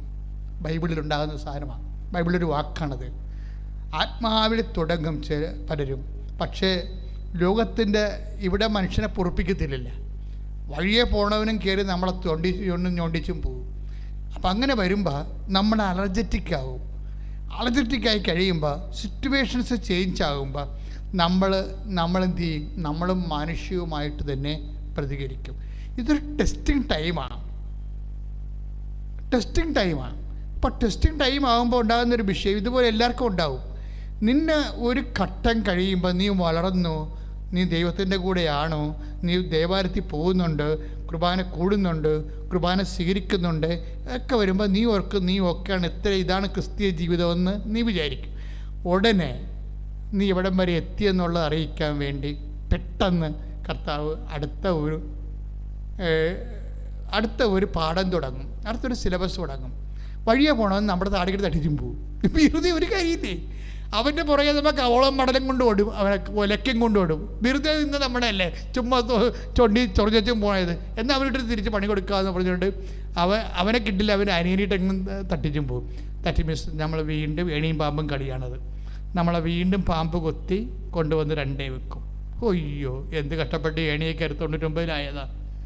പക്ഷെ ഒരു പ്രതിയോഗി വരണ സമയത്ത് കർത്താവ് പറയും, നീ ഇങ്ങനെ ആയത് പതയാണിത്, ഇത് പതയാണ്. നമ്മൾ പാലൊക്കെ എടുക്കുമ്പോൾ ചായയൊക്കെ എടുക്കില്ലേ, ചായ ഇങ്ങനെ എടുക്കത്തില്ലേ, ഇങ്ങനെ വീശുമ്പോൾ ചായ ഇങ്ങനെ വീശി കഴിയുമ്പോൾ എങ്ങനെ കൊണ്ടുവന്ന് ടക്ക് ചെയ്ത് പറഞ്ഞൊരു വെപ്പൊക്കെ വെക്കും നമ്മുടെ അല്ലേ ചായക്കടയിൽ. നമ്മളെ സി ക്ലാസ് തിയേറ്റർ കടയിലൊക്കെ ചെന്ന് കഴിഞ്ഞാൽ അവർ കൊണ്ടുവന്ന് അത് വില്ലേജ് മോഡലിൽ കൊണ്ടുവന്ന് ചായ വെക്കും. അപ്പം ഈ വലിയപ്പന്മാർ ചായ കുടിച്ചിട്ട് പറയവേ, എന്നെയാണ് ഇത് മുഴുവൻ പതയാണല്ലോ എന്ന് പറയും. അപ്പോൾ കടക്കാരൻ പറയും, ആ പതയെ മര്യാദക്ക് ഒന്ന് വടച്ച് കളഞ്ഞാൽ മതി, ചായ കിട്ടിക്കൊള്ളൂ എന്ന് പറയും. നിങ്ങൾ തന്ന കാശുകൊണ്ട് സാധനത്തുണ്ട്. പിന്നെ എന്താണ്, ഇപ്പം വീത്തി പതയാക്കിയതാണ്. പല ആധ്യാത്മികതയും വീത്തി പതയാക്കിയതാണ്, പത കളയാനുള്ള സാധനമാണ്. ഇപ്പം നിൻ്റെ ആധ്യാത്മികതയിൽ ഇതുപോലൊരു ഇഷ്യൂ വന്നു കഴിഞ്ഞാൽ അതിൻ്റെ അർത്ഥം പത കളയാൻ സമയമായി. നീ വിചാരിക്കണ ചായ വക്കുവരെ ഉണ്ടെന്ന് പറയണത് 3/4 ഉള്ളു, 1/4 ഗ്ലാസ് പതയാണ്. അതാണ് സംഭവം. ഈ പതയാണ് എന്ന് നമ്മളെ ഓർപ്പിക്കാൻ വേണ്ടി ഇടയ്ക്കിതുപോലെ ഇഷ്യൂസ് ഉണ്ടായിക്കൊണ്ടിരിക്കും. നമ്മളുണ്ടാക്കണമെന്ന് നിർബന്ധമില്ല. കർത്താവ് ഈ ഇഷ്യൂ ഉണ്ടാക്കിക്കൊണ്ടിരിക്കും, ദൈവം തന്നെ ഉണ്ടായിക്കൊണ്ടിരിക്കും. അത് കഴിഞ്ഞാൽ ദൈവത്തോട് നമ്മളൊരു ഗുസ്തിക്ക മൽപ്പിടുത്തത്തിന് തയ്യാറാക്കണ രീതിയിൽ ദൈവം ചുമ്മാ തോണ്ടും. ചുമ്മാ വഴക്ക് തോണ്ടും. യാക്കോബിനൊക്കെ തോണ്ടിയത് എങ്ങനെയല്ലേ? ആ മര്യാദക്ക് ഭാര്യയും മക്കളെ കൊണ്ട് അപ്പുറത്ത് ജാബോക്ക് നദിക്കടയിൽ അപ്പുറത്താക്കിയിട്ട് ഇപ്പുറത്ത് വന്ന് ഒരു കല്ലും തലയെ വെച്ച് കിടന്ന് ഉറങ്ങിയ സമയത്ത് അവനെ വന്ന് കാലുപടക്കി ഇടിച്ചു. വല്ല കാര്യമുണ്ടാ? ഒരു കാര്യമില്ല. യാക്കോബിനെ പ്രകോപിക്കേണ്ട ഒരു കാര്യമില്ല. വെറുതെ അവൻ്റെ ഉത്തരവാദിത്തമൊക്കെ നിറവേറ്റി യേശാവുമായിട്ടൊക്കെ ഒരു കോംപ്രമൈസൊക്കെ എത്തി. യേശാവില്ലേ അവർ ചേട്ടനെ പറ്റിച്ചാലാവും പോകുന്നത്. അപ്പോൾ ഒരു കോംപ്രമൈസൊക്കെ എത്തിയാൻ വേണ്ടി മനസ്സിന് സമാധാനമൊക്കെ ഒരു പുതിയ ജീവിതം സ്വന്തം നാട്ടിൽ പോയി തുടങ്ങാൻ പോവുകയാണ്. അതിൻ്റെ ഭാഗമായിട്ടാണ് ഇവരെ കൊണ്ടുപോയി ഭാര്യൻ അപ്പുറത്താക്കി, മക്കളെ അപ്പുറത്താക്കി, കന്നുകാലെ അപ്പുറത്താക്കി, യാക്കോബ് ഇപ്പുറത്ത് വന്ന് സ്വസ്ഥമായിട്ട് ഈ മക്കളുടെ അവരെ കലവിലാതൊന്നും ഇല്ലാതെ ഒന്ന് ഉറങ്ങാൻ വേണ്ടി കിടക്കിയ പുള്ളി ഉറങ്ങി കാണത്തില്ല. പല ദിവസങ്ങളായിട്ട് ഈ യേശാവിന് വേണ്ടിയുള്ള പശുവിനെ 40 പശു, അതുപോലെ തന്നെ 150 ആടെന്നൊക്കെ പറഞ്ഞ് ഇതിനൊക്കെ തിരിക്കണതിൽ എണ്ണിക്കൂട്ടി തിരിക്കുന്ന ഒരു കണ്ടീഷനിലായിരുന്നു. അപ്പോൾ അതിൻ്റെ പുള്ളിക്ക് ഉറങ്ങാൻ പറ്റിയിട്ടില്ല. അതിൻ്റെ പുള്ളിക്ക് ഉറങ്ങാൻ വേണ്ടി ഇതിനെല്ലാത്തിനും ഇവരുടെ കലാവിലെ ആടിൻ്റെ സ്വരവും പശുവിൻ്റെ സ്വരവും ഒട്ടകത്തിൻ്റെ അമറലും എല്ലാം കൂടി കേട്ട് പുള്ളിക്ക് ഉറക്കാൻ പറ്റും. അത് കാരണം ഇതിനെല്ലാത്തിനും നദി കടത്തി അപ്പുറത്താക്കിയിട്ട് പുള്ളി ഇപ്പുറത്ത് ഒറ്റയ്ക്ക് വന്ന് മര്യാദക്കൊന്ന് ഉറങ്ങാമെന്ന് ആയപ്പത്തിന് ദൈവം താത്തി വന്നിട്ട് ഒരു തലവിടൊക്കെ ഇടിച്ച്, വെറുതെ കിടന്ന തലവിടൊക്കെ ഇടിച്ച് അവൻ ചാടി എന്നിട്ട് പിടുത്തമായി പിടിച്ച് അവസാനം ഈ രംഗം എൻ്റെ ഒത്തിപ്പാട്ട് ഫോട്ടിന് ഓടുമ്പോൾ നമ്മൾ കാണുന്നത് യാക്കോബ് ഇങ്ങനെ മുടന്തി പോണ കാണുന്നത്. ഇപ്പം ആവശ്യമില്ലാത്ത എന്താ സംഭവിച്ചു കഴിഞ്ഞാൽ യാക്കോബ് ഏതാണ്ട് കൈകാര്യം ചെയ്തു, തൻ്റെ ബുദ്ധി കൈകൊണ്ട് യേശാവിനെ കൈകാര്യം ചെയ്തു എന്ന് പുള്ളിക്കൊരു തോന്നലേ. ദൈവത്തിന് ഒരു നിമിഷം അയാൾ മറന്നുപോയി. അയാളുടെ കഴിവ് കൊണ്ട് ചേട്ടായിയുമായിട്ടുണ്ടായിരുന്ന പ്രശ്നം സെറ്റ് ചെയ്തു. അപ്പോൾ യാക്കോബിന് 2 ഭാര്യമാരും അവരുടെ 12 പേര്, പിന്നെ 30 അവരുടെ സർവൻസിലുണ്ടാകുന്ന മക്കൾ, അങ്ങനെ 12 മക്കളുണ്ട്. അപ്പോൾ സമർത്ഥമായ ഒരു കുടുംബവും അതിനെ പോറ്റാനുള്ള പൊന്നും എല്ലാം. എന്നെ പെണ്ണും അവിടെ പെണ്ണുമ്പിള്ളവെല്ലാം കള്ളികളായിരുന്നു. ആ വീട്ടിൽ നിന്ന് വരുമ്പോൾ അവർക്ക് സ്ത്രീധനം കിട്ടാഞ്ഞ കാരണം അമ്മാവൻ്റെ നിന്ന് മാക്സിമം അപ്പൻ്റെ നിന്ന് അടിച്ചുകൊണ്ടാണ് പോകുന്നത്, ആങ്ങളുടെ അടിച്ചുകൊണ്ടാണ് പോകുന്നത്. ഇപ്പം ലേയയും ഫസ്റ്റാണ്, റാഹേലും ഫസ്റ്റാണ്. കാര്യം അവിടെ അങ്ങനെ ചെയ്തിട്ടാണ്. കാര്യം അയാൾ അതിൻ്റെക്കാൾ അർക്കിസ് പാർട്ടിയായിരുന്നു. ലാബാൻ എന്ന് പറഞ്ഞ ആൾ എനിക്ക് എത്രയോ വർഷം പണി ചെയ്തിട്ടാണ് ഇവനെ ഈ പരുവത്തിലാക്കി കളഞ്ഞത്. അവസാനം ദൈവം ഇവനെ അനുഗ്രഹിച്ച്. പക്ഷേ ഇങ്ങനെയൊക്കെയാണെങ്കിൽ ഇതെല്ലാം തൻ്റെ കഴിവ് കൊണ്ടാണെന്നൊക്കെ ചിന്തിച്ച് ദൈവത്തിനെ അവോയ്ഡ് ചെയ്ത് കളഞ്ഞ് യാക്കോബ്. അപ്പോഴാണ് പിടുത്തം വന്നത്. ഇതുപോലെ ദൈവം ചിലപ്പോൾ ഒരു പിടുത്തം വരും നമ്മുടെ ജീവിതത്തിൽ. ഈ പിടുത്തത്തിൽ ശരിക്കും പറഞ്ഞാൽ പിടിക്കാൻ നിൽക്കാതിരിക്കുകയായിരിക്കും നല്ലത്. കാര്യം ഈ പിടിച്ചു കഴിഞ്ഞാൽ എപ്പോഴായാലും നമ്മുടെ എളി ഉളുക്കുമെന്ന കാര്യത്തിൽ യാതൊരു ഡൗട്ടുമില്ല. അമ്മ ആണെങ്കിൽ അമ്മയ്ക്ക് എത്ര സമയത്ത് വേണമെങ്കിലും അപ്പായുമായിട്ട് ഒരു ഗുസ്തിക്ക് തയ്യാറായിരുന്നു. കാര്യം അമ്മയോട് പറഞ്ഞ കാര്യങ്ങളൊന്നും അല്ല നടന്നത്, അല്ലേ? യാക്കോബിൻ്റെ ഗോത്രത്തിൽ അവരെന്നേക്കും ഭരിക്കും, ദാവീദിൻ്റെ സിംഹാസനം അവനേക്ക് ലഭിക്കുമെന്നൊക്കെ പറഞ്ഞിട്ട് ഒരു കുന്തവും അവസാനം ചാണാക്കുഴി പെറ്റി കിടക്കേണ്ട കണ്ടീഷൻ വന്നപ്പോൾ ഗുസ്തിക്ക് പറ്റുന്ന എല്ലാ പരിപാടിയും ദൈവം തന്നെ ഒപ്പിക്കും നമ്മുടെ ജീവിതത്തിൽ. ഇത് മനസ്സിലാക്കാനുള്ള ഒരു കഴിവ് അമ്മയ്ക്കുണ്ടായിരുന്നു. അമ്മ പറഞ്ഞു, അപ്പ ഗുസ്തിക്കുള്ള ഉദ്ദേശമാണെന്ന് എനിക്കറിയാം, പക്ഷെ നമ്മളതിന് കിട്ടത്തില്ല കേട്ടാ. പരിശുദ്ധാത്മാവ് എന്നോട് പറഞ്ഞിട്ടുണ്ട് അപ്പം ഗുസ്തിക്ക് വന്നിരിക്കണമെന്ന്. ഞാൻ ഗുസ്തിക്കില്ല. അമ്മ തർക്കിച്ചില്ല, അമ്മ ബഹളം ഉണ്ടാക്കില്ല, ഹൃദയത്തെ സംഗ്രഹിച്ചു. അതാണ് ഏറ്റവും അമ്മയുടെയൊക്കെ ഒരു നിലപാട്. ആധ്യാത്മികമായി വളരണമെന്നുണ്ടെങ്കിൽ മിനിമം ഹോളി സ്പിരിറ്റ് വേണം. പരിശുദ്ധാത്മാവ് അമ്മയോട് പറഞ്ഞ, മേരി ഇത് പാഠത്തിലുള്ളതാണ്, സിലബസിലുള്ളതാണ്, അപ്പം ഗുസ്തിക്ക് വരുന്നതായിരിക്കണം, അതാണ് നിന്നെ കൊണ്ട് ചാണാക്കുഴി തട്ടിയത്, നീ മിണ്ടിപ്പോരെന്ന് പറഞ്ഞു. അതുകൊണ്ടാണ് അപ്പം ഞാൻ ഗുസ്തിക്കൊന്നുമില്ല, അപ്പം ഗുസ്തിയാണെന്നുള്ളത് എനിക്കറിയാം. എന്താ കാര്യം വെച്ച് കഴിഞ്ഞാൽ അപ്പന് വളർത്തണം ആളെ. എന്താണ്? വിശ്വാസത്തെ വളർത്തണം, പ്രത്യാശയെ വളർത്തണം, ദൈവസ്നേഹത്തെ വളർത്തണം, സമർപ്പണത്തെ വളർത്തണം. ഇതെല്ലാം കൊണ്ട് മാക്സിമം പോയി കഴിഞ്ഞാൽ എന്താ വരാൻ പറ്റണത്? സമർപ്പണമല്ലേ. അത് ആദ്യമേ അങ്ങോട്ട് പറയും, അപ്പം ഒരു പരിപാടിക്കുമില്ല, സമർപ്പണം. ഇതാ കർത്താവിൻ്റെ ദാസി. ഇത് യാക്കോബിനെ അതറിയാൻ പറ്റാഞ്ഞുകൊണ്ടാണ് മണ്ടൻ എളി ഉളുക്കേണ്ട കണ്ടീഷൻസ് വന്നത്. ഇതുപോലെ എപ്പോഴും നമ്മുടെ ജീവിതത്തിൽ ഒരു ഗുസ്തിയുമായിട്ടൊരാൾ വരും. ചിലപ്പോൾ നമ്മൾ ഉദ്ദേശിക്കുന്നത് ദൈവം വരുമെന്നും പറഞ്ഞാൽ നിങ്ങളിരിക്കണത്. ദൈവമൊന്നും പറയേണ്ട, നാട്ടിലെ ഗുണ്ടകൾ വന്നാൽ മതി. എൻ്റെ സ്വന്തം ഇടവക ഇരുന്ന് ഞാൻ ജോലി ചെയ്തിട്ട് അവിടെ നാട്ടുകാരിലെ ഒരാൾ എന്നെ തല്ലിയിട്ടുണ്ട്, പോരെ? എങ്ങനെയുണ്ട് പരിപാടി? അപ്പോൾ ഈ കാര്യങ്ങളെല്ലാം ഞാൻ എന്താണെന്ന് ചെയ്തിരിക്കണത്, എൻ്റെ കർത്താവിൻ്റെ വചനം 3 പ്രാവശ്യം ഞാൻ അവനോട് പോയി ക്ഷമ ചോദിക്കും. അവനെ പ്രകോപിപ്പിച്ചതിലാണ്. വേറെ പ്രശ്നമൊന്നുമില്ല. കാര്യം അവൻ്റെ ഒരു കാര്യം നടത്താൻ എനിക്ക് പറ്റിയില്ല. കാര്യം എന്നെ പട്ടാളം പോലെ ആൾക്കാർ പല നാടുകളിൽ നിന്ന് വന്നിട്ടുണ്ട്, എന്നെ പിടിച്ചു വെച്ചുകൊണ്ടിരിക്കണം. അവിടെ കാര്യം നടക്കാൻ കൗൺസിലിംഗ് നടന്നുകൊണ്ടിരിക്കുകയാണ്. യവന് വെഞ്ചരിക്കണം, ഒരു വണ്ടി വെഞ്ചരിക്കണം, തക്കാളി വണ്ടി ഉന്തിക്കൊണ്ടുകൊണ്ട് പോകണം. അപ്പം ഞാനവിടെ പറഞ്ഞു, ചേട്ടാ ആ തക്കാളി വണ്ടിയല്ലേ ചേട്ടൻ ഉന്തിക്കൊണ്ട് വിൽക്കാനുള്ള സാധനമല്ലേ, അതുകൊണ്ട് ചേട്ടൻ ഇങ്ങോട്ട് കൊണ്ടുവന്നാൽ മതി, ഞാൻ വെഞ്ചരിച്ച് തരാം. അല്ല, അപ്പം വിറഞ്ഞിട്ട് അയാൾ എൻ്റെ താടിക്കിട്ട് തട്ടി. പക്ഷെ ഞാനൊരു അക്ഷരമിണ്ടാതെ വിശ്വാസ പ്രകടനം ചെയ്ത് കൂടെ പോയി അയാളുടെ വണ്ടി വെഞ്ചരിച്ച് കൊടുത്ത്. എന്നിട്ട് ഞാൻ ആ മനുഷ്യനെ പ്രകോപിപ്പിച്ചതിൽ പല പ്രാവശ്യം 3 പ്രാവശ്യം ആ ഇടവകയിൽ നിന്ന് പോന്നിട്ട് ഞാൻ പോയി എൻ്റെ ജീവചരിത്രം തെതൂല അതെല്ലാം എഴുതിയിട്ടുണ്ട്, അയാളുടെ പേര് വരെ എഴുതിയിട്ടുണ്ട്, എന്താ സംഭവിച്ചതെന്ന്. പക്ഷെ ആ മനുഷ്യൻ 3ാമത്തെ പ്രാവശ്യം ഞാൻ ചെന്നിട്ടും ആ മനുഷ്യൻ എൻ്റെ ക്ഷമയോ അതൊന്നും അംഗീകരിച്ചില്ല. എന്നെ അയാൾ വേണമെങ്കിൽ ആ കൂട്ടത്തിൽ വെച്ച് തന്നെ ഒരു കൊച്ചാക്കണ പോലെ അങ്ങനെ അയാൾ പെരുമാറിയത്. ഞാനത് ആരോടും പറഞ്ഞില്ല, ഈശോയോട് മാത്രമേ പറഞ്ഞുള്ളൂ. പക്ഷേ ഈശോയുടെ പ്രശ്നം പിന്നീട് എനിക്ക് തോന്നിയത് പറയേണ്ട കാര്യമില്ലായിരുന്നെന്ന്. കാര്യം പുകച്ച് കളഞ്ഞ ആളില്ല. ഒറ്റ ആഴ്ച കൊണ്ട് ആ ചാപ്റ്റർ ക്ലോസ് കളഞ്ഞു. എന്നുവെച്ചാൽ ദൈവവചനം മാത്രം നീ വിശ്വസിച്ച് പോകുമ്പോൾ നീ ദൈവം ആരാണെന്നറിയും. കർത്താവിനറിയാം ഞാൻ വചനം വിട്ട് നിൽക്കത്തില്ല, വചനത്തിലാണ് കാര്യം ചെയ്തിരിക്കണം, മനുഷ്യമായിട്ടുള്ളതെന്ന്. പിന്നെ ഉടമസ്ഥൻ ആരാ? ദൈവമാണ്, ദൈവവചനത്തിൻ്റെ ഉടമസ്ഥൻ. അപ്പോൾ ഉടമസ്ഥൻ രംഗത്ത് വരും. ദൈവവചനം ജീവിക്കണ ഒരു രീതികളുണ്ട്.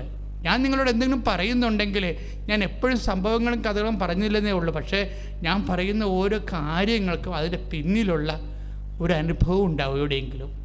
പ്രാർത്ഥിക്കുക. കർത്താവായ ദൈവമേ, കർത്താവായ ദൈവമേ, അങ്ങയുടെ വചനങ്ങള് വചനങ്ങള് പരിശുദ്ധ അമ്മയെ പോലെ അപ്പനുമായി യാക്കോബിനെ പോലെ ഗുസ്തിക്ക് തയ്യാറാകാതെ പരിശുദ്ധ അമ്മയെ പോലെ ജീവിതത്തിന്റെ അപ്രതീക്ഷിത അനുഭവങ്ങളിലെ സങ്കട അനുഭവങ്ങളിലെ സമീപനത്തോടെ സമർപ്പിതനായി ദൈവവചനത്തിന് ദാസിയായി നിൽക്കുവാൻ ദാസനായി നിൽക്കുവാൻ എന്നെ അഭിഷേകം ചെയ്യാൻ ദൈവ പൈതലായി രൂപാന്തരപ്പെടുത്തണമേ. ശ്രുതിക്കട്ടെ. എല്ലാവരും നിൽക്കുക. സമാപന ആശീർവാദം മുമ്പുള്ള രോഗസൗഖ്യ പ്രാർത്ഥനയാണ്. കണ്ണുകളടച്ച് കൈകൾ കൂപ്പി കൈ നെഞ്ചത്ത് വെക്കുക. നിൻ്റെ വീട്, നിൻ്റെ ജോലി, നിൻ്റെ ആരോഗ്യം, നിൻ്റെ സാമ്പത്തിക അവസ്ഥ, കുടുംബത്തിൻ്റെ സമാധാനക്കുറവ്, ഭർത്താവിൻ്റെ മദ്യപാനം, കുഞ്ഞുങ്ങളുടെ തെറ്റായ പ്രണയബന്ധങ്ങളും മൊബൈലിൻ്റെ അഡിക്ഷൻസ്, സാമ്പത്തിക കടങ്ങൾ, നിൻ്റെ വീട് വഴിയില്ലാത്ത അവസ്ഥ, വീടില്ലാത്ത അവസ്ഥകൾ, പലതരത്തിൻ്റെ യാത്രകൾ, നിൻ്റെ ജോലികൾ, നിൻ്റെ കറസ്പോണ്ടൻസ്, നിനക്ക് വരേണ്ട പേപ്പറുകൾ, സർട്ടിഫിക്കറ്റുകൾ, പരീക്ഷകൾ, ഇങ്ങനെയുള്ള എല്ലാ വിഷയങ്ങളും സമർപ്പിക്കുക. എന്തെല്ലാം ഉടമ്പടിയിലുണ്ട് അതെല്ലാം സമർപ്പിച്ച് പ്രാർത്ഥിക്കുക. കർത്താവേ, അങ്ങയുടെ തിരുസന്നിധിയിൽ അങ്ങയുടെ അഭിഷിക്തം പ്രാർത്ഥിക്കുന്നു. ആയിരക്കണക്കിനും പതിനായിരക്കണക്കിനും മനുഷ്യരാണ് കർത്താവേ ഈ ഉടമ്പടി ധ്യാനത്തിൽ പങ്കെടുക്കുന്നത്. അവരുടെ എല്ലാ വിഷയങ്ങളും ഇപ്പോഴ് പരിശുദ്ധ അമ്മയുടെ മധ്യസ്ഥത്തിലെ യേശുവിൻ്റെ നാമത്തിൽ ഞാൻ ആശീർവദിക്കുന്ന കർത്താവ്. മാരക രോഗികളെ യേശുവിൻ്റെ നാമത്തിൽ ഇപ്പോൾ സൗഖ്യപ്പെടട്ടെ എന്ന് പ്രാർത്ഥിക്കുന്ന കർത്താവ്. ത്വക്ക് രോഗികളെ, കിഡ്നി രോഗികളെ, കരൾ രോഗികളെ, മഹോദ രോഗികളെ, ത്രോൺസൈറ്റ് അസുഖമുള്ളവരെ, തൈറോയ്ഡ് അസുഖമുള്ളവരെ, തലയ്ക്ക് വേദനയുള്ളവരെ, തലയ്ക്ക് ഞരമ്പുകൾക്ക് കറന്ന് വീക്കമുള്ളവരെ, ഹൃദയത്തിന് ബ്ലോക്കുള്ളവർ, കരളിൽ വേസ്തമുള്ളവർ, കിഡ്നി രോഗികൾ കർത്താവ്, വാതരോഗികൾ, ഉള്ളംകാൽ മുതൽ ഉച്ചവരെ യേശുക്രിസ്തുവിന്റെ ഉന്നതമായ നാമത്തിലെ നീ സൗഖ്യം പ്രാപിക്കട്ടെ. പരിശുദ്ധ പരമ ദിവ്യകാരുണ്യത്തിന് കൈകളെ വീണ്ടും രണ്ട് കൈകളും നെഞ്ചത്ത് വെച്ചുകൊണ്ട് നിന്റെ ജീവിതം, നിന്റെ കുടുംബം, നിന്റെ ജീവിതം, നിന്റെ ഹൃദയത്തിൽ വേദനിക്കുന്ന ഓരോ അവസ്ഥകൾ, ചിന്തകൾ, ഓർമ്മകൾ, നിന്റെ ഉത്കണ്ഠകൾ, നിന്റെ വ്യഗ്രതകൾ, നിന്റെ ഭാരങ്ങൾ എല്ലാം നിന്റെ കർത്താവിനെ ഏൽപ്പിക്കുക. കർത്താവേ, ഞാൻ 36 വർഷം അർപ്പിച്ച കുർബാനയുടെ യോഗ്യതയാൽ ഈശോയെ കർത്താവേ, കൃപാസ്ഥാനത്താരെ ജീവനോടെ പ്രത്യക്ഷപ്പെട്ട പരിശുദ്ധമ്മയുടെ മധ്യസ്ഥത്താൽ ഇപ്പോൾ കൈനെഞ്ചത്ത് വെച്ചുകൊണ്ട് ഈ ആരാധന കൂടുന്ന മക്കളുടെ ഹൃദയനെഞ്ചലുണ്ടാകുന്ന പുകച്ചിലുകള്, ഭാരങ്ങള് കർത്താവേ, എന്തെല്ലാം വിഷയങ്ങളിൽ അവിടെ മനസ്സിന് വേദന അനുഭവിക്കുന്നവരെ ഹൃദയത്തിൽ കർത്താവേ, ഓരോ ദിവസം കർത്താവേ എന്തെല്ലാം ഭാരങ്ങള്, വേദനകള്, രോഗങ്ങള്, പല വിഷയങ്ങളെക്കുറിച്ചുള്ള ഉത്കണ്ഠകൾ, ആദികൾ, ഭീതികൾ, വ്യഗ്രതകൾ മനസ്സിൽ കടന്നു പോകുന്ന ആ മനസ്സുകളെല്ലാം കർത്താവേ ജീവിക്കുന്ന ദൈവമേ നിന്റെ തിരുമുറവാർന്ന് വർദ്ധകരത്താൽ സ്പർശിക്കണമേ. യേശുക്രിസ്തുവിന്റെ ഉന്നതമായ നാമത്തിൽ അധികാരത്തെക്കുറിച്ച് നിന്റെ ഭയങ്ങള്, വ്യഗ്രതകൾ, ഉത്കണ്ഠകള്, അതിന്റെ മൂലക്കാരങ്ങൾ, അധികാര വിഷയങ്ങൾ, അടിസ്ഥാന വിഷയങ്ങള് ഇപ്പോഴും അടയാള സഹിതം യേശുവിന്റെ നാമത്തിൽ മാറിപ്പോകട്ടെ. നമുക്ക് സമാപനാശീർവാദം സ്വീകരിക്കാം. ദിവ്യകാരുണ്യനാഥന്റെ ആശീർവാദം നമുക്ക് ശിരസ് നമിച്ച് സ്വീകരിക്കാം. മൗനമായിട്ട് നമ്മുടെ വിഷയങ്ങൾ ദിവ്യകാരുണ്യ സന്നിധിയിൽ സമർപ്പിക്കാം.